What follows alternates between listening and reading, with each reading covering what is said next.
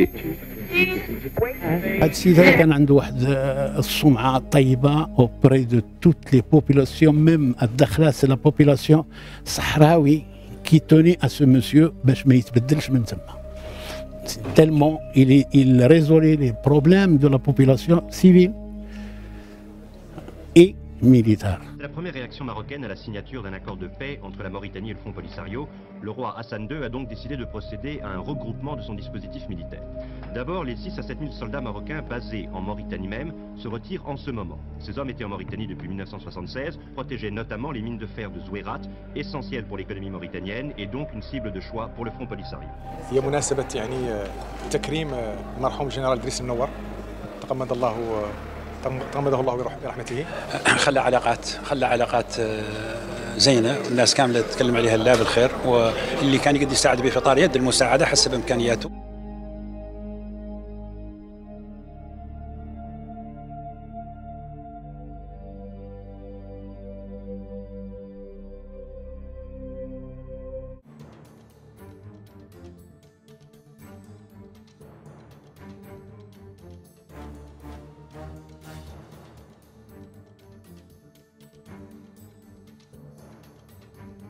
يوليوز 1978 أطيح بالرئيس الموريتاني ولد داداه وطلع للحكم العقيد مصطفى ولد محمد السالك.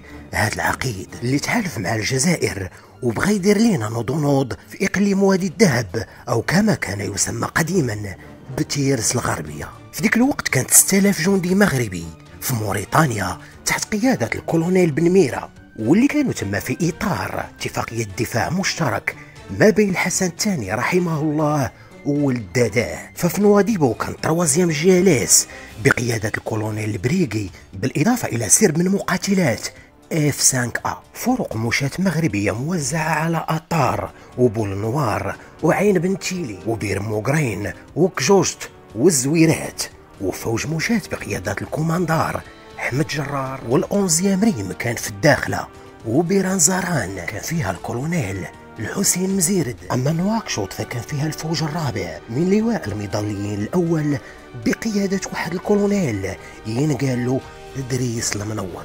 بعد خيانة موريتانيا أطلقت القوات المسلحة الملكية واحد العملية أطلق عليها اسم قدر أو قدر، عملية عسكرية سماتها الصحافة الفرنسية بجهنم الصحراء. هذه العملية اللي انتشرت فيها القوات المسلحة الملكية في وادي الذهب جوا وبرا وبحرا لاسترجاع إقليم وادي الذهب، أو كما كان يسمى قديما بتيرس الغربية. Donc en fait tout ceci était le Sahara ex-espagnol qui a été divisé en 1976 entre la Mauritanie et le Maroc. Cette partie-ci, le Saguet El Hamra au Maroc, et cette partie-ci, le Rio de Oro à la Mauritanie. Environ 2 tiers, 1 tiers. C'est ça. Les richesses minérales sont dans la partie marocaine d'ailleurs. Alors les soldats marocains qui sont ici en Mauritanie, notamment à Zouérat, sont en train de se replier, mais il semble qu'elles se replient vers Dakhla, qui est la ville la plus importante de cette partie sud, et où il y a déjà des blindés et des avions marocains. En fait, il me semble que le Maroc a toujours revendiqué cette partie-ci, en fait a revendiqué tout l'ancien Sahara espagnol, et pour l'instant il semble que ces troupes se dirigent non pas vers le Maroc ou vers la partie marocaine, mais vers la partie que la Mauritanie veut abandonner.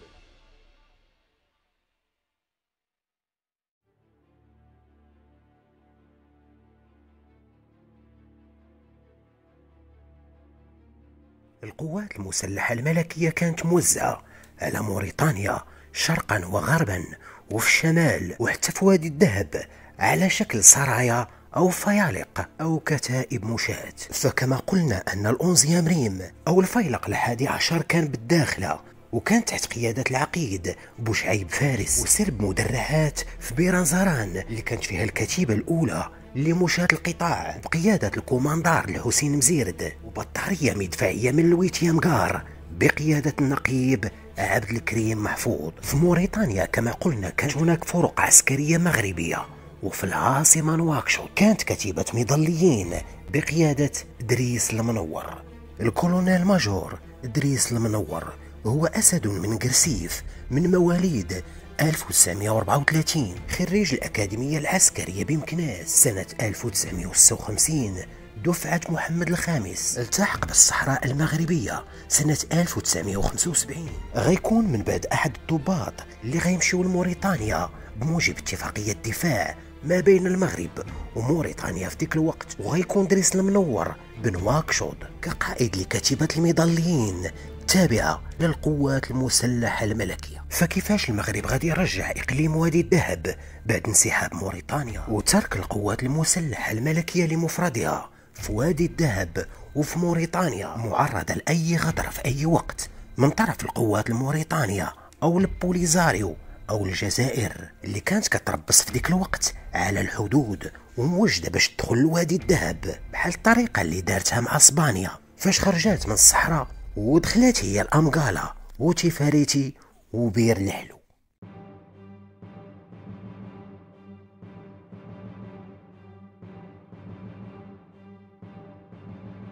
ايوا سيدي كبرات صغار، غيأمر الحسن الثاني القوات المسلحة الملكية باش تنتشر في إقليم وادي الذهب. غيكون واحد الإنزال جوي ضخم وتقدم فرق مشاة ومدرعة، بالإضافة إلى كوموندوهات تابعة للبحرية الملكية غتسيطر على السواحل، وغتقوم أسراب من طائرات F5A بتأمين المجال الجوي ومراقبة أي تسرب للقوات الجزائرية أو مرتزقة البوليزاريو. الشق الثاني من العملية هو أن دوك القوات اللي كاينين في موريتانيا غيتموا راجعين باش يعمروا البلاد، غيتموا راجعين باش ينتشروا في إقليم وادي الذهب ويسدوا جميع المنافذ، لا على موريتانيا ولا البوليزاريو ولا الجزائر اللي كانت ناصبة مئات المعدات حدا الحدود، بالإضافة إلى بطاريات صام. تم استرجاع إقليم وادي الذهب بالقوة أمام أنظار الجزائر والمرتزقة ديالها وموريتانيا، ولكن بعد عملية قدر مرتزقة البوليزاريو